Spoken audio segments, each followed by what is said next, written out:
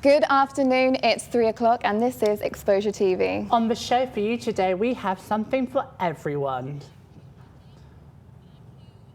We've got all your entertainment news, including film and TV features that you might find interesting. We have an exclusive competition just for those of you watching and tweeting us in, which we'll reveal in the second half of the show. Ooh, and we explore the big wide world of jobs from the ordinary to the extraordinary. We talk to a graduate from the University of South Wales who has landed an exciting job at a children's TV network. And even the kinds of work that doesn't pay you in money, but in love. Ooh.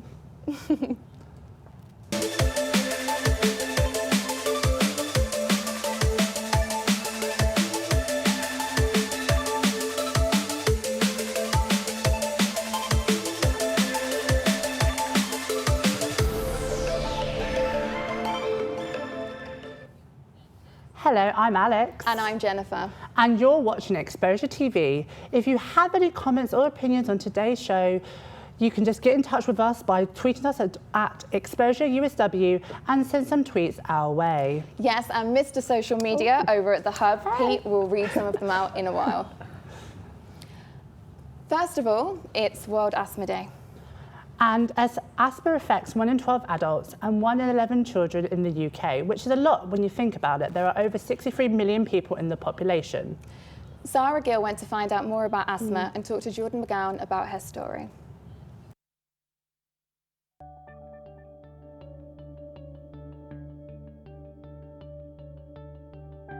There are over 5 million people with asthma in the UK, and I'm one of them. But how much do we really know about asthma? Most people will know that you can develop the illness if you have a family history of asthma, eczema, or allergies. It is likely that this family history, combined with environmental factors, will determine whether a person develops asthma. The Exposure team wanted to find out more about asthma and its effects on daily life. Here's Jordan's story. I'm Jordan McGowan, I'm a third year student at the University of South Wales. I've been diagnosed with asthma for 13 years now. I've had it since I was 8 years old. I do think it's got worse throughout the years, yeah. It depends on the weather change, and like throughout the winter months I need it more than what I do in the summer months, but I still have to carry it everywhere I go.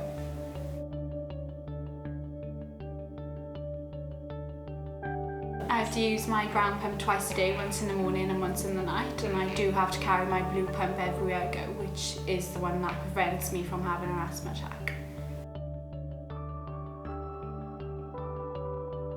It affects me from doing any exercising, but I obviously do exercise, but I gotta take it with me wherever I go. And everyday life. I think there's enough awareness, yeah, but it would be nice if people knew more on how to handle an asthma attack and what they can do to prevent one happening. Like, it would be good if people around me could deal with me having an asthma attack so they could make sure I'm okay afterwards, but my family and friends know what I have, so they know how to deal with it and everything, so apart from that, yeah. Although some people know the basic facts about asthma, there is still more to learn.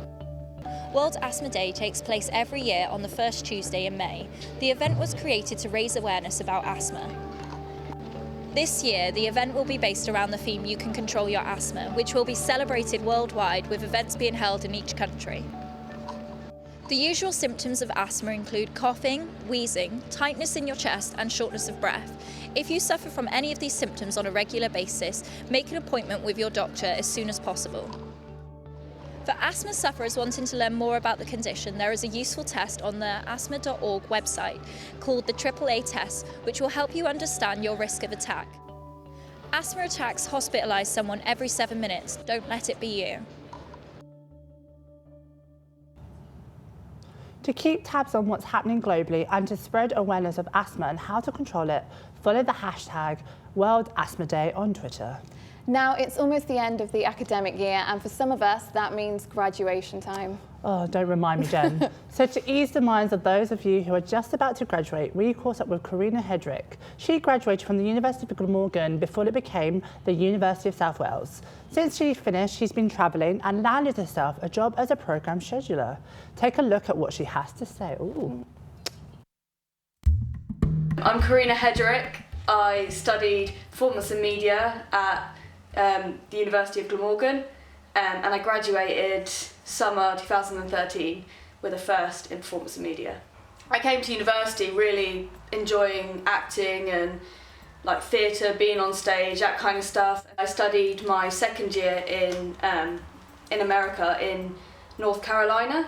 I got to do a lot of different things there. A few days our tutor would just be like, okay, we're all going outside to sit outside and talk about our ideas that we've come up with, and it was very like on the grass. It was very like probably terribly cheesy, but it was great. I just loved that atmosphere, and yeah, it was so much fun. When I graduated from university, it was a strange feeling because it was like you expect to kind of feel a massive kind of relief and excitement, but you sort of feel a bit like, oh, like that's 3 years, you know, like this is what it's come to, and it's a strange feeling. You do get a bit of post-uni blues because you're sort of like, what do I do now? You know, it's that worry. It was constantly looking for jobs, like looking for work, and actually I got a call back from the one job I actually did want and wasn't expecting to get. Basically it was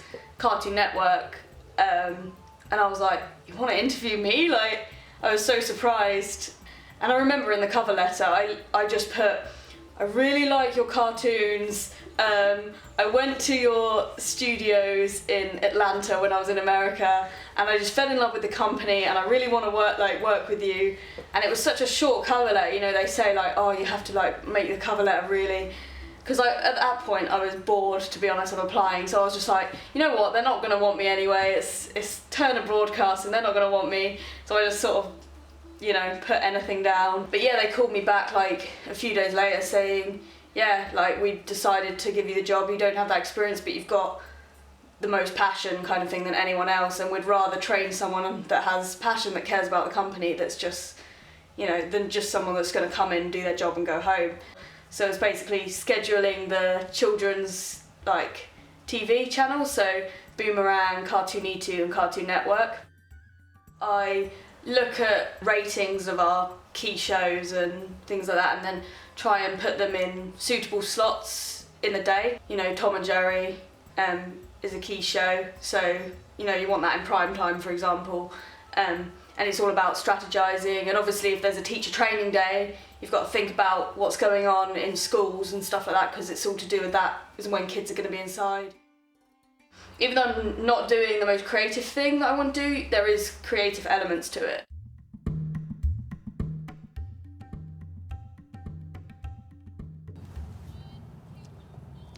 How lucky was that? I know. Like, the fact that she wrote on her cover letter, I like your shows. Clearly, they chose her for her passion. Yeah, it's the dream come true for a lot of Quite people. literally, Cartoon Network is quite a big network, and I'm impressed. Well done, snaps.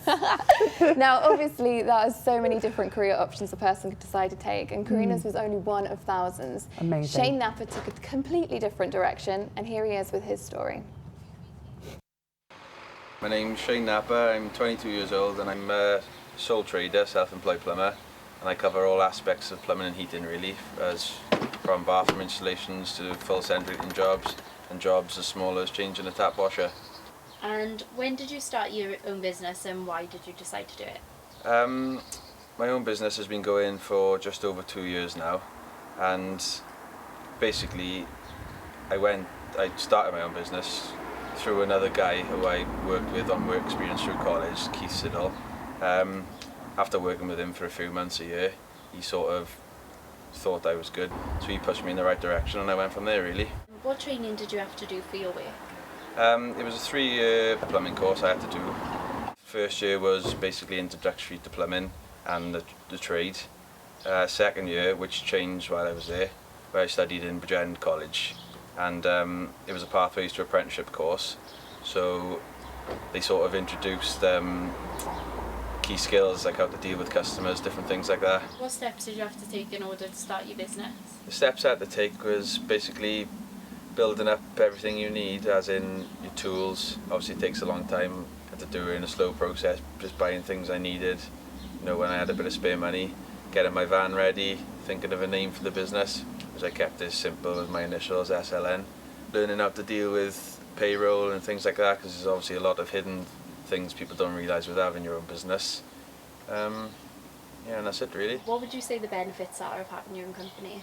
The benefits of having your own company would be being able to plan your work around your social life, I would say. Like say you had a doctor's appointment or something like that, you can always cut off. You haven't got to tell your boss, book time off work, you can work late, you can finish early.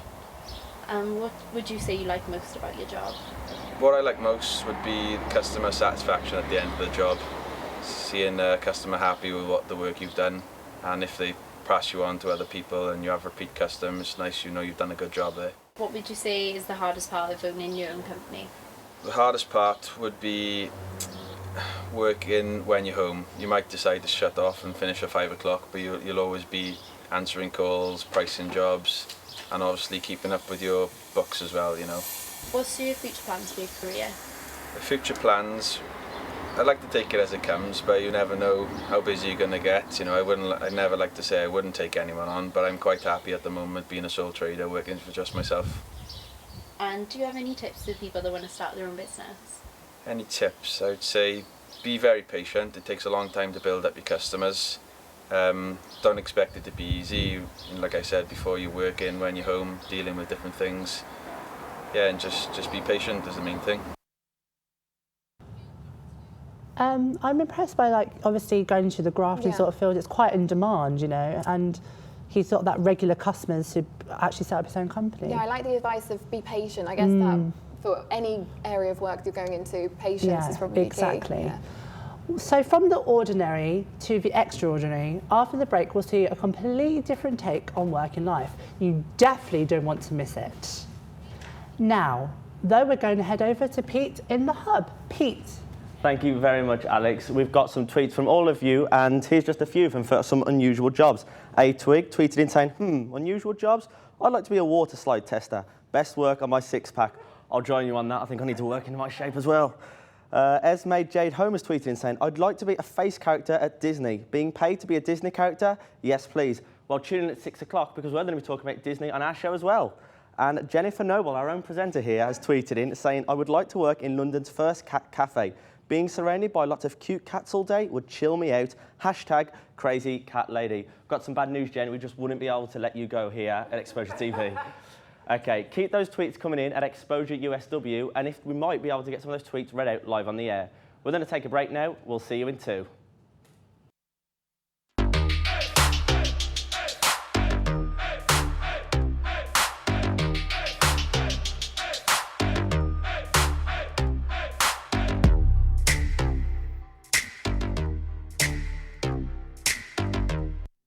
Situated in the heart of Cardiff, Roath Botanic Gardens is a great day out for all.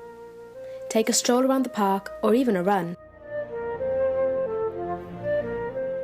Walk around and be sure to visit the rockery, rose gardens and conservatories to see nature at its best. Bring along the children to enjoy a great day out in the playground. Sit back, relax and enjoy the sunshine here at Roath Botanic Gardens.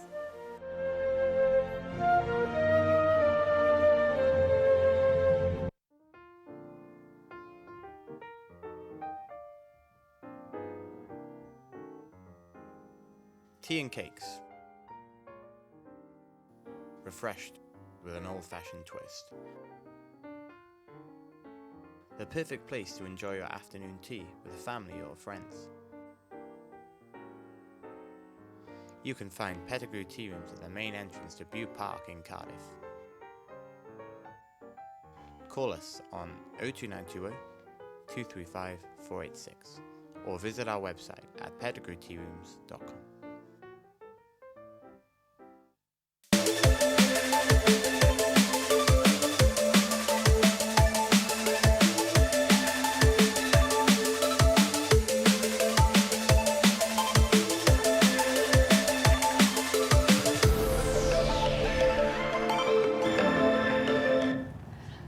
Welcome back to Exposure TV. Still coming up on today's show, we have our entertainment news, and soon you'll be finding out what our exclusive competition is and how you can enter it at home. We also have an interview on edible landscaping. If that makes you curious, keep watching. Sorry about that. Now, we promised you extraordinary, and that is what you are going to get. Ada Delaney is a coach at No Fit State Circus, and she's been there since 2008 after starting her career in her late teens. She's performed in the company ever since, and now she teaches classes here in Cardiff. I normally get up about 8. I'll check my work emails, and then anything could happen, really. Hi, I'm Adi. I am the head trainer at No Fit State Circus and a trapeze artist. I look after the evening classes, so a lot of people come in here, normal people that come to learn trapeze and rope and silks and all other aerial things. I was working with Anna first. She's a trainee with No Fit State Circus. So every week they get an hour one-to-one with me. There's Anna and there's another guy.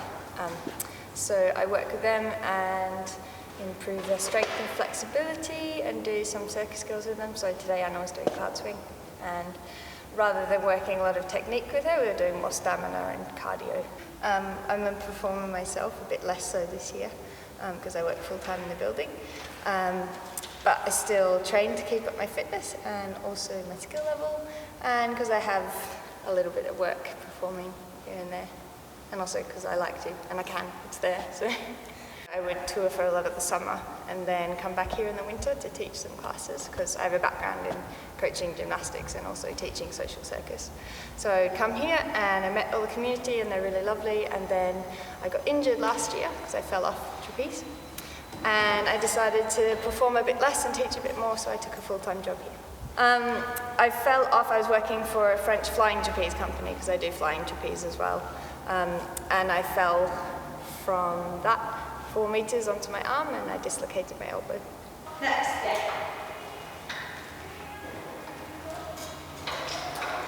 This is a scaff tower. So this is how we get into the roof and change all the rigging. This is the floor mat. This is where you do flips and stuff. These are static trapezes. So you manipulate your body around the trapeze, not the trapeze around you. These are aerial hoops, which are very similar to a static trapeze, but a fair bit more painful, but also a fair bit more pretty. So they're really popular. There's 2 trampolines there. There's a seal wheel in the corner, which is, I was going to say like a German wheel, but if you don't know what a German wheel is, that doesn't help you. It's like a hamster wheel. You stand in it and spin around it, like a penny kind of thing. Lots of crash mats. So they go underneath all the aerial equipment when we teach classes, so if you fall off, you fall onto a nice squishy mat. And everything along that side is all part of a flying trapeze rig. So you can see the platform, and then the bar that people swing on, and then the cradle, which is where the catcher hangs from their knees. You jump across, swing on there, and jump back to the bar. And here's a piece of the rope. No, that's not really enough for the drive. We've got top at the back on the lunge. You go up. Oh, wow. Wow. I definitely could not do that. That was incredible. Oh, it's just amazing how she just flips and tumbles and trapezes. Yeah, we would be doing that around the We studio. would be health and safety. It's health I'm and sorry. safety, yeah. Well, I'm exhausted after just watching Addie with trapeze. It looks exciting and terrifying all at once, doesn't it, Jen? Yeah, and if you want to learn circus skills, go to nofitstate.org and take a look at the classes that they have to offer. Or if you prefer to browse some vintage bookshops, well, or enjoy a coffee shop, well, get a typewriter and sit back and watch this VT. Yeah. Psst, you might want to look upstairs. My name's Rebecca. I own the shop Cinnamon Sticks in High Street Arcade. When I was a child, I was always going to have a cafe, and it was always going to be called Cinnamon Sticks. Downstairs is a vintage and gift shop. It's all on a vintage theme. Some of the gifts are modern and they're sort of reproductions, but there's lots of old stuff, you know, gramophones, typewriters, old tills. Yeah, we salvage pretty much everything that's got a vintage round to it. The tea room upstairs is a spin-off from downstairs. I've always loved vintage things, and I'm vegetarian, I'm vegan in fact now, and was sort of sick of going round to Cardiff and different places, and there was never any vegetarian and vegan options. So I thought sort of blend the two, of the vintage background, homely feel, and then do lots of vegetarian vegan products, because I thought if I can't find anything, there's lots of people like me who must be in the same boat, and that's how it came about really. Everything's homemade, everything's sort of made fresh to order. We tried to sort of cover lots of vegan, vegetarian, gluten-free options. It's homely, lovely TV in the background. People like to come and stay and spend the afternoon. Have a cup of tea, putting their feet up. We have an old man in his 90s that comes and has an egg sandwich and sits there and watches TV and loves the old films. Young people now who love the vintage theme behind things, who love the homemade cakes. Obviously lots of vegans and vegetarians because there's no sort of vegan cake available anywhere else. So we have such a massive spectrum of people, it's fantastic. It is a bit of a juggling act because I'm also an air hostess and I work for Virgin long haul, so I'm away some of the time, so it's a huge juggle, trying to juggle the shop downstairs, the tea room, and my other job as well. But it gives me the benefit of being able to bring products from all over the world that is like really difficult to get here. So I go to China and see things, or you know, I can bring like confectionaries and things from America, from those fantastic confectionery shop in LA, and bring chocolates and stuff. So it benefits that. Love, like I said, the vintage stuff, so I live in auctions. I'm constantly always in auctions looking for new bits and bobs, and then have the benefit of baking cake in my spare time.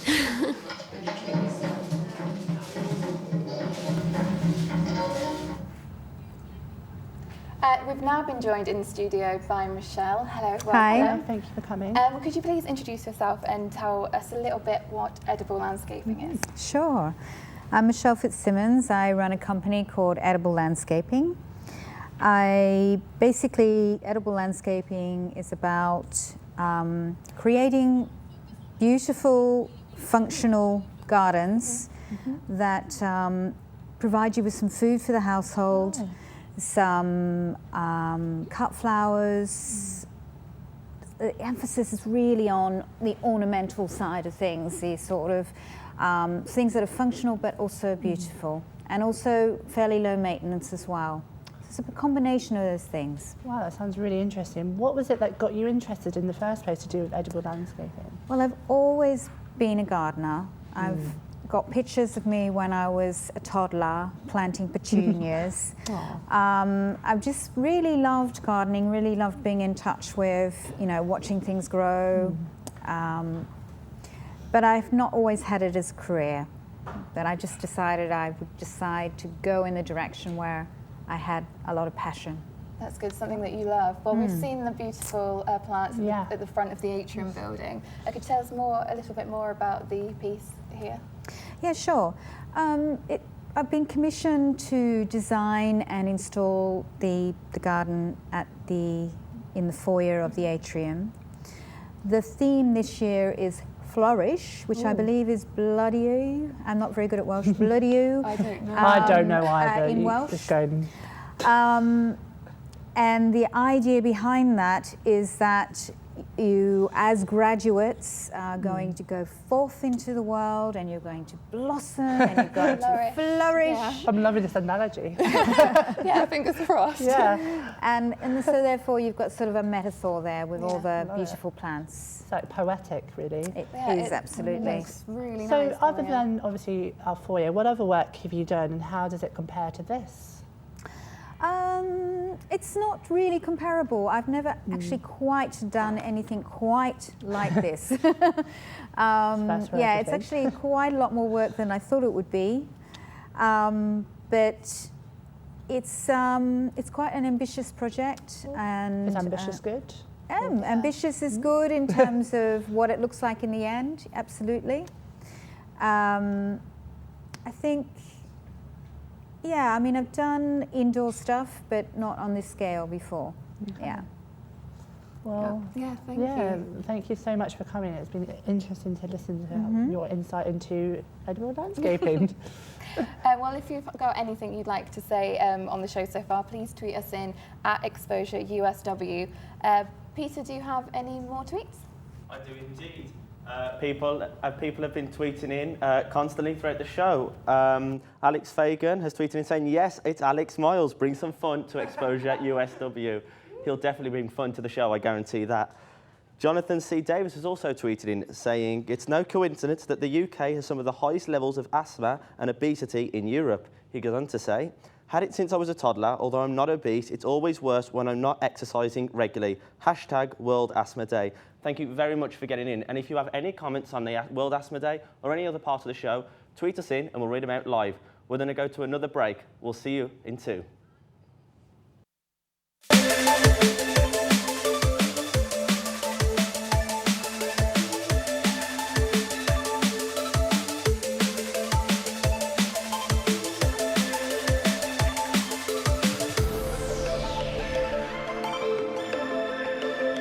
Welcome to Cardiff's home of entertainment, the Red Dragon Centre. The centre offers everything you need, such as a 12-screen Odeon IMAX cinema, 26-lane bowling alley, 24-hour casino, plus a wide range of restaurants and cafes. It's even the home of Capital FM.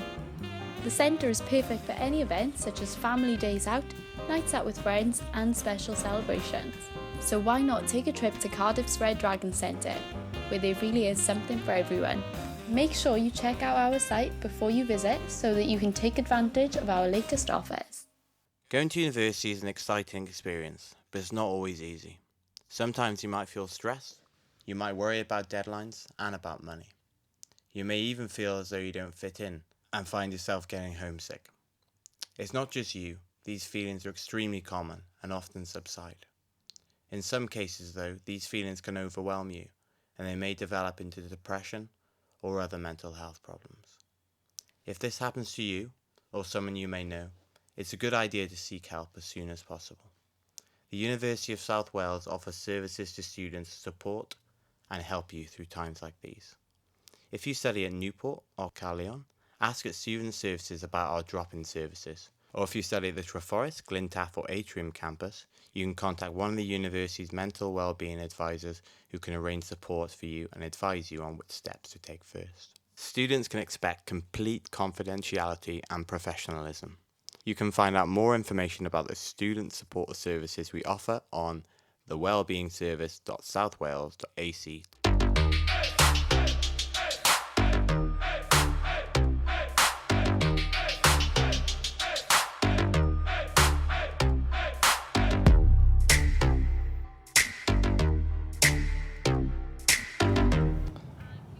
Wasn't that an amazing interview with Michelle? And you can Really check good. her exhibition in the foyer of the atrium. So tweet us and let us know what you think of the exhibition or of No Fit States at Exposure USW. We love to hear your thoughts. This morning we all woke up bright and early, so we thought we'd send our reporter Jenny to see if anyone's been watching Daybreak's replacement Good Morning Britain and if they thought it was any good. ITV's new breakfast show, Good Morning Britain, leaves a lot to be desired, with only 700,000 viewers on Friday's broadcast. So what do the people of Cardiff think of ITV's new breakfast show? So were you amongst the 700,000 viewers of Good Morning Britain? I was not, unfortunately. You were not. Why is that? I work all the time. Oh, it's good to keep busy at least. And then when I don't work, I lay in. Do you watch any breakfast shows at all? Yeah, I watch the news occasionally if I'm up early enough. And why do you think you choose that over ITV? No, I just think it's better personally than ITV news. TV's dying because of the internet, where you can watch anything you want whenever you want. I don't think I should be up in the morning to watch morning television. Like, I'll watch it at midnight. See? So it should be midnight TV rather than breakfast TV? Well, they can call it mid-morning, but I'll watch it at midnight. So do you watch breakfast TV? When I'm on holiday, And do you like it? Do you find it entertaining? I watch it for the news. Oh, right. So none of the gossip columns or anything like that? Nothing like that whatsoever. So it looks like none of the 700,000 viewers of Good Morning Britain were in Cardiff today. But what do you think of Breakfast TV? Have your say on our Twitter page at @ExposureUSW. Oh, have you been watching? I actually have. I've enjoyed Susanna Reid. She's a good presenter. I've enjoyed her. I haven't seen it at all. You have to be up in the morning to watch it, really, haven't you? That's probably why I haven't seen it. Anyway, we're over here in the hub with Peter, because just in a few minutes we'll be revealing the competition we have for you guys at home. Yeah, we've got a very exciting competition coming up for you. It revolves around Twitter, and anyone can win this competition. I can't wait to tell you all about it, so stay tuned. And after returning from a sellout run all the way in Australia, the No Fit State Circus production of Bianca will be here in Cardiff. From the 23rd of May to the 7th of June, you can be part of the immersive promenade experience of Bianca, which takes place above, behind, and all around a standing walking audience. Sounds amazing. Yeah. Brilliant. Bianca will be moving on to other European cities after Cardiff, so make sure one lucky viewer doesn't miss the chance to see it. We have a free pair of tickets up for grabs. The winner will have to be free and able to get to the Cardiff venue on Tuesday, the 27th of May. Sounds mysterious. Absolutely brilliant. Right, to enter, simply follow us on Twitter and add the hashtag NoFitState when you tweet to us at ExposureUSW, and make sure to keep them coming in during the show. The winner will be chosen at random, and as well as being announced on the final of Exposure, we'll direct message you on Twitter to let you know the prize. So have any of you at home ever volunteered for a charity? There is an amazing dogs home here in Cardiff with a group of dedicated volunteers who call themselves the Friends of Cardiff Dogs Home. Aww. You've been introduced to them before in the very first Exposure this year, but now we have Susie James talking about the dogs there and the dogs homes itself. Hi, my name's Susie James. I'm the chairperson of the Friends of Cardiff Dogs Home volunteer group.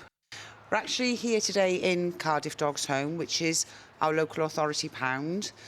Every council in the country is obliged to take in and look after stray dogs on the street for 7 days. After that period of 7 days, which hopefully the dogs' owners will come forward and reclaim them. If they haven't, after that 7 days, councils could, if they wanted, put the dogs to sleep. Here at Cardiff they don't, and the Friends group are here to support the home, to support the dogs. Shay here, she's a typical poundie. She's a bull breed, she's young. She's the sort of dog that we'll find in pounds all over the country. Wales is the worst place in the UK for puppy farms. There are massive puppy farmers down in Carmarthen, Ceredigion, a few in Pembrokeshire. These people are churning out puppies like factories. They're selling them, you know, they're mass producing and mass selling them at relatively low prices. A lot of the dogs, they'll come in here, the staff scan them, and they can contact the owner, and within hours, sometimes, the dogs are reunited. That probably accounts for about 40% of the dogs, which means we have about 60 a month that are left here abandoned and we need to rehome. The vast majority of those will be moved into a new home. Some of them fly out, the little ones, the cute ones, the sweet ones, the young ones. Some of the dogs, typically like Shay here. Shay, hello sweetie. She might take a little longer. She's a typical poundie, she's a bull breed, not so desirable. She'll be kept here until the right home finds her.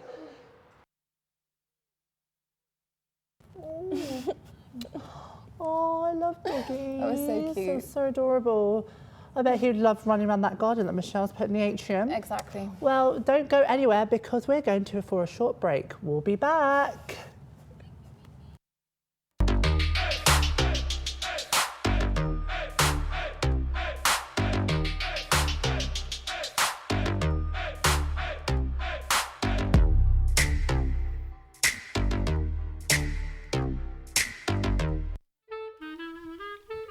Hidden away in the Castle Arcade, you can find the Coffee Barker.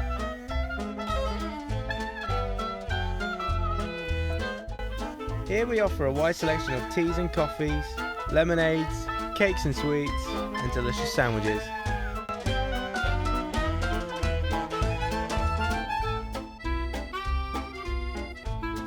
Come and join us for a nice coffee here at the Coffee Barker. We are Fabulous. Welcome to our exciting new ice cream gelateria in Canton. Enjoy from as many as 32 flavours, including all your favourites and seasonal specials. As well as ice cream, we offer a range of hot and cold drinks, freshly made smoothies, waffles, sandwiches and so much more. From the cow to the cone, it's all our own, so why not pop in and see us soon?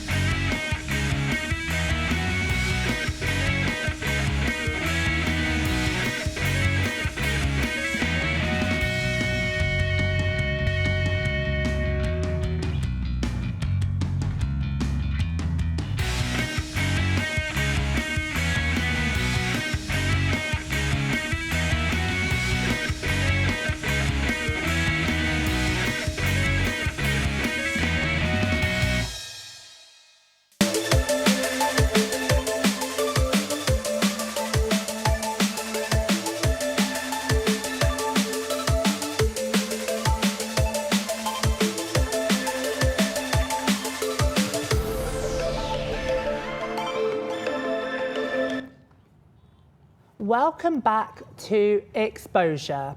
We're at the last part of today's show, aren't we, Jenny? Yeah, we are. But first, I went to the Doctor Who experience in Cardiff Bay to find out some things you might not know about the popular TV programme.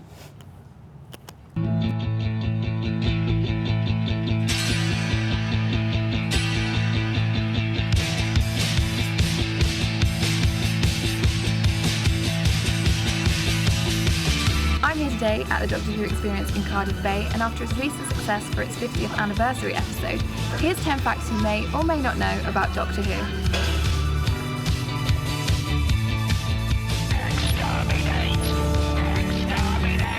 Terry Nation, the creator of the Daleks, based the terrifying pepper pot-shaped aliens on the Nazis. Don't blink. Don't even blink. Blink and you're dead.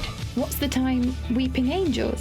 The Weeping Angels are based on the children's game What's the Time, Mr. Wolf? This from the man in the bow tie. Bow ties are cool.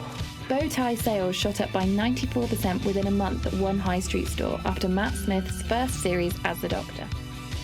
Would you like a jelly baby? Would you care for a jelly baby? Tom Baker's iconic long scarf was created by accident when a knitter working for the show's costume designer accidentally used all the balls of wool provided instead of picking just one for a normal size scarf. However, Tom Baker liked the long scarf and went on to wear it for the show anyway.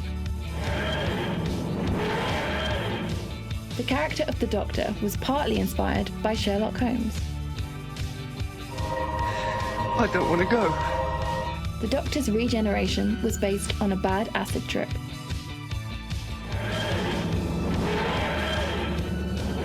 Doctor Who recruited the BBC's first ever female producer, Verity Lambert. This was dramatised by the BBC in An Adventure in Space and Time for the show's 50th anniversary.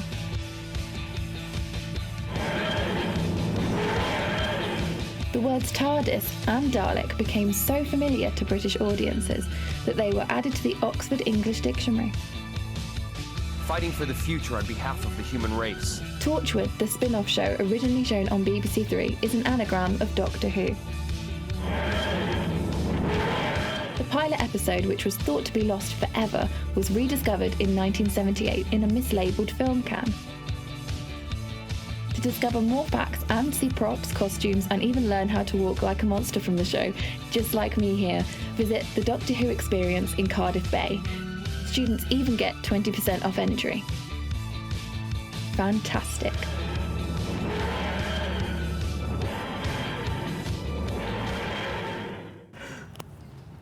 Can I just say, I never knew about the Torchwood thing. Did you being not? Doctor Who, no. Are you a fan? Do you like it? I enjoyed Doctor Who, not as much as you. No. But that's literally like blown my mind. Good. You know?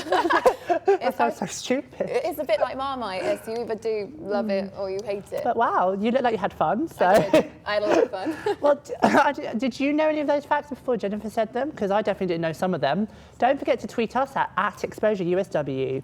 So Alex, are you going to be updating us on the latest entertainment news? Well, I most definitely am, Jennifer. You know I love a bit of gossip. Earlier this week, I had a look at some of the top entertainment headlines across the globe. Let me just hop into my TARDIS, see what I did there. I like it. I know, right? And we'll find out what they were. Hi, and welcome to this week's Entertainment News for Exposure. I'm Alex Miles. Now, for you all Beyoncé fans out there, I've got some exciting news. Beyoncé and Jay-Z have announced plans for a summer tour. That's right, 16 dates of a tour called On the Run. Unfortunately, it is in the US, but don't fret UK fans, because they might be doing a secret exclusive performance in London at the O2. Rumours have it they will. And they will also release a joint album. How exciting! Get ready for that. And now, something a little more British. ITV have launched a new morning show called Good Morning Britain. It's been compared to Good Morning America, but the reviews have been positive regarding Susanna Reid as a Good Morning presenter. Well, we're just going to have to wait and see how it ranks in ratings compared to Daybreak. Now, something a little more international. With the ferry incident that occurred in South Korea, many of the TV networks over there have cancelled their shows in respect for those who are lost. Many South Korean idols, who are celebrities out there, have donated generously to the fund that helps to support the families that have lost their loved ones. Now, something a little more local. McBusted are set to perform on the 6th to the 7th at the Motorpoint Arena here in Cardiff. They're bringing the noughties back to the Welsh capital, and I can't wait, and I wish I was going. They're also performing again on the 23rd due to a high popular demand. As well as that, Danny Jones is also DJing the official McBusted after party on the 6th of May at Glam, so you better get there because I bet it's going to be a cracking night. Well, that's it for all things entertainment. I hope you've had your gossip fix. I certainly have had mine. Well, excuse me while I continue to get the fix. Bye! Can I just say, I apologise for the wrong date. Actually, Daddy is DJing tomorrow night, not tonight. I apologise for my source mixing up the dates. May I also just say that it's an amazing outfit that you were wearing, thank you. tie-dye, and it's the most colourful thing I've ever seen. Yeah, it's my Technicolor cardigan. But I don't know, did you know any of those stories in there, Jennifer? I didn't know about the Beyoncé gig. Oh, it's one of the big talk things on E! News, on Digital Spy. And that's going to be a secret gig? Well, it's not confirmed yet, but they are going to do... rumours. It's rumours, you know, I love a bit of gossip. I'm excited about McBusted being in Cardiff. Really wish I was going. I have seen McFly about accidentally like 4 times, and I don't know how. There was a 4th gig. I was like, oh, this is my 4th time I've seen them now. But Busted, I'm not really a fan, but I guess together it'd be quite something. I'm not. Yeah, I tried to go for a global angle, bring in Korea as well, just because I'm a K-pop fan, so that's my sort of passion. I don't know a lot about that at all. So it's all nice round off of celebrity news. So we have a superhero superfan giving us some short reviews of the superhero films we've seen this year and talking about those that have yet to be released. Hi, I'm Tim. I'm a huge film fan. This year is a big year for superhero films, with Captain America the Winter Soldier and The Amazing Spider-Man 2 already topping the box offices. With 2 more epic superhero films to be released soon this year, and the sequel to The Incredible Avengers next year, I'm here to talk to you about what I think about them. Firstly, Captain America the Patriotic Super Soldier. In the first film, we saw him lose his best friend defeating the Red Skull, and in The Winter Soldier we see him opposite the bad guys of Hydra, and a familiar face is on the wrong side of the battlefield. I thought it was captivating from beginning to end, everything from the visuals, to the acting, to the fantastic choreography and the action sequences. Next up, we have The Amazing Spider-Man 2, the sequel to the reboot of Spider-Man. Andrew Garfield and Emma Stone return to defeat Electro, a good guy gone bad, and the Green Goblin, aka Harry Osborn, whose villainy stems from the death of his father. Peter Parker also learns the hard way that promises aren't always easy to keep. I found this film incredibly emotional. Sometimes the story lacks strong focus, but the chemistry between the 2 leads definitely strengthened the film, and entertaining is definitely the word that comes to mind. Later on this year, we have the newest installment of X-Men, Days of Futures Past. I'm looking forward to this because I think the crossover of characters from First Class and from the original X-Men films is going to work out really well. We also have Guardians of the Galaxy to look forward to, which I'm also pretty excited to see. It's going to be interesting to see actors like Bradley Cooper take on roles where they're seen as CGI creatures rather than the actors where we would expect them to be. Essentially, there'll be lots of focus on sound and visuals, and I'm genuinely curious to see how they turn out. Finally, we have Avengers: The Age of Ultron next year in 2015. Now, not much is known about this film, but I'm excited for it. It's going to reintroduce the elements from the first film, like the merge of different superhero characters, but on a bigger scale. This time, I think it's going to have more of a serious tone, and I'm almost certain there'll be a lot more at stake. Amazing. Oh, okay. There are so many superhero films to look forward to. Personally looking forward to X-Men. I'm also looking forward to that. Guardians of the Galaxy. I think I saw a trailer that looks very good. I did say earlier, Godzilla. I was looking forward to that, but that's not a... Well, joining us now is Joseph Rain, who is a second-year student here who's involved with a collaborative project. Hi, thank you for coming to the show. That's no worries at all. Tell us a bit more about what is this collaborative project. It's very mysterious. Well, this week I have been down to a little company in Cardiff who make things you put in fish tanks, basically. Right. For Japanese koi carp. Okay. It's a bit of a trick. It's a bit of a trick. Sounds interesting. It's coming from a completely far-fetched angle, I know, but yeah. Koi carps really can't survive with any sort of chemicals or that's really yeah, because they die. Okay, so why you have to. That's a toad. Oh, so why did you get involved in the project? Oh, it's one of our modules that we have to complete as a part of university. Oh, so best of both worlds. Yeah. What are you enjoying most about this experience? Well, it's sort of getting us out into the working environments, I guess. It's always best. Making me realise there's sort of jobs I don't want to do. Working places that sort of smell really strongly of chemicals. And what is it about the subject that mostly interests you? Like, it's so kind of interesting, isn't it? I think realising what we can do to help other people in sort of companies and organisations is always a good one. Being like a radio student, we always like helping them with making like audio and stuff. Sounds really interesting, doesn't it? And how have you found the experience overall? Well, to be honest, originally there was a bit of a lack of communication between who we were working with and the group that I was working with. But yeah, the deadline was today, and they managed to get it done. So what did you have to do in this project? Sounds interesting. Well, they were a company who had who made filtration systems for koi carp fish tanks, and they didn't know pretty much. I just had to turn a computer on, so we had to go does it? I'm sorry to interrupt you, but does it have anything to do with what you want to do after university, like getting involved with this collaborative project? I guess it would do, because obviously as a graduate you'd be coming in and you wouldn't know what you'd be doing as your job, so you could be put into a situation where you're making things for people that, you know, it's a subject that you don't know much about, like as it is for me, really. So it's like a learning curve then. Yeah, I'd say so. Definitely. And talking of superheroes earlier, are you looking forward to any of the superhero films coming this summer? I'm not a big watcher of superhero films or films to that matter really. Oh, okay. I'm more of a TV watcher, to be honest. Okay, so maybe Misfits then? Yeah. Superhero TV genre. Okay, yeah, that's a nice little installment. Well, thank you so much for coming in, Joseph. Well, we're now going to be heading over to Peter in the Hub one last time, so let's see what you've all been saying. Peter. Thank you very much, Alex. The last tweet of the day, and here we are. Ellen Thomas27 has tweeted in saying, "Love the edible landscape interview. Wonder if the florist showcase will be fancy dressed like last year." Emily Rose 2293 has entered the competition. #NoFitState. This is on my friend's birthday. Would be a perfect present. Enjoying the show, by the way. And finally, @Maria Dorman, aka my mum, says, "Great show, guys, but Pete, do something with your hair." Mum, I've told you 1,000 times, it's not my fault. Please, please, please stop getting on my back about it. You guys have no idea what she's like every day. I get it. Do something with your hair.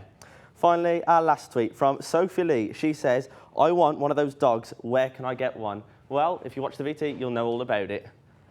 That's all the tweets I've got for today. But if you carry on talking to us at Twitter today, and make sure you stay tuned for the next Exposure episode later on at 6 o'clock. Thank you so much, Pete. That's some really great tweets. And Emily, my housemate, that's not a good present, just saying. So if you're interested in going freelance in the media industry, Here are some tips on how to do that. Hi, my name is Jack Quinn Williams. I'm a production accountant. My main job as production accountant is to look after other people's money. Now, I think my job as production accountant is probably one of the most important ones in the industry, okay? Because I look after the money. And it's quite nice because everybody sort of smiles and is nice to the accountant because I'm the one that pays the checks at the end of the day. But also my role is quite important because I help a producer to work out if they can afford to make it happen in the first place. And then during that time, I help look after it on a day-to-day basis, making sure that people actually paid for what they do. And then at the end of the day, when it's all over, I'm the one that adds up and tells everybody we've come under budget, hopefully. Right, working as a freelancer in the industry. There's a lot of benefits, but there's also a lot of difficulties. Benefits is you work in a very creative industry, group of people. You get variety in what you do. Every day is different. You get to be your own boss most of the time in choosing what you want to do and what you can work with. Sometimes the money can be very good because your daily rate as a freelancer can be quite high compared to somebody who's on a salary. The difficulties of being a freelancer is coping with the stress of uncertainty. So uncertainty of work, uncertainty of when you're getting paid is one of the key things. It's not a job for everybody, and even being freelance, being self-employed is something you only really find out by getting your hands dirty. I cope by trying to do something week to week that gives me sort of stability. A lot of friends who are actors, and most of the time they are out of work. So you need something to fall back on. And Harrison Ford apparently was a carpenter, he was a chippy. And he did that until he's whatever 30s before he's got his big break and getting into Star Wars. So when he was out of work acting, then he was doing carpentry work, but at least he was around sets. Yeah, he was in the environment. 5 things you need to do if you want to sort of do budgeting or even do finance. And here one I have sort of prepared earlier. Okay. Paperwork, paperwork, paperwork. Yeah, keep it all, okay? Organised and on time, okay? So if you can do that, it'll save you a lot of money, especially accountancy time.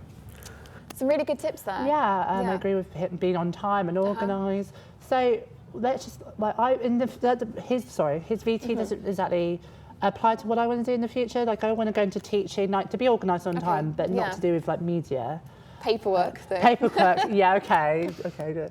But like also a bit of sort of like teaching experience, working in the theatre still, and then possibly going abroad to be a nanny. What about you, Jen? What do you want to do in the future? Well, funnily enough, I've got a job interview in the morning, so wish me luck, guys. I hopefully want to have a year out, get some money, work for a year, and then I want to do a master's or a diploma in a year to hopefully comedy writing, sitcoms, and what's the interview tomorrow for? Like, it's for a staged door receptionist at my local theatre. So I've hopefully, been working in the theatre. It's nice. Yeah, it's nice working in a theatre, and it's just like having a family, like a production family, like Exposure here. Exactly. All working like as part of a team. I find that in the theatre, it's a really nice place to work. And there's also, do you get tickets to the shows as well? Like, yeah, free tickets are good. I used to work in front of house, so it's amazing, isn't it? Yeah, but I found, what modules did you take to this help year you? I sort of took a bit more drama-based ones with like cabaret and stuff, so that when I go for like teaching experience, I can say I've done an array of modules that include media and drama. I tried to balance it out, so rather than less edity ones, like he did the film and stuff, I chose to do a bit more like drama stage performance. Okay. So. And do you think that will help you get into the... Yeah, I think it's just given me new skills. I can write about my personal statement and just to say I've got something different, I can show you how to edit. Because I suppose experience is like what you want to go into isn't as not as useful. It's probably harder to get experience than that. You probably need to get the modules first. Yeah, I've only been in one school this year, so this next year is all about me getting the teaching experience. A workplace. So that's but good luck for your interview tomorrow. Thank you. That's for you. Well, we're going to head over to Pete in the house for one last time, who's going to tell us what's on tomorrow's show, I believe, or tonight's show. I'm not sure which. Tonight. I'm sorry. I'm so sorry. Tonight's. Tripping over your words there. Oh yes, you know me. Coming up in just over 2 hours, we've got the evening show. Earlier on today, we had the Welsh feel for Exposure TV. Tonight we have the Brummie feel, as myself and Beth Foley will be on those very sofas bringing you some entertainment news. I can't wait for that. I'm on you're, the hub. You're the hub, aren't you? Yeah, so send in your tweets, You'll just please. be greedy. So both of you take up the whole show today. Okay, coming up on the show, thank you all for today and thank you all for watching. I do apologise. Oh, thank you, Pete, for that. Today my favourite part was meeting the women about the exhibition, because I was like, why is our uni becoming like a jungle? It's interesting, yeah. Every time you walk into uni, it's nice now we know a little bit change, more about it. And what about you, Jen? What was your favourite part? I liked the tips. And I liked seeing about the circus, the state circus. Oh, definitely. Don't I forgot forget about that as well to keep tweeting in for the competition. Tweet it's a good prize, yeah. Talking about the circus, yeah. Yeah, I liked the stretch to try trapeze. Are you going to do some tumbles? I'm going to tumbles for you after the show. Oh, thank you. I really can't wait for that. What else? The geek element of the show. I liked the Doctor Who. I liked the superhero films. I liked that as well. I do appreciate a good superhero film. You did. I also like the tips as well. Basically the whole show. Yeah, do you know what? The show was great. The whole show was amazing, apart from like a few things. But you know what? We had it full. Thank you so much for everyone that's been watching today. Yeah, thank you. Keep sending in your tweets with #NoFitStateWin to enter our competition. Yeah, so I think it's time for us to say goodbye. Yeah, thanks for joining us today. Bye from me. And bye from me. And make sure you watch the show at 6 p.m. Yes. Bye. Bye.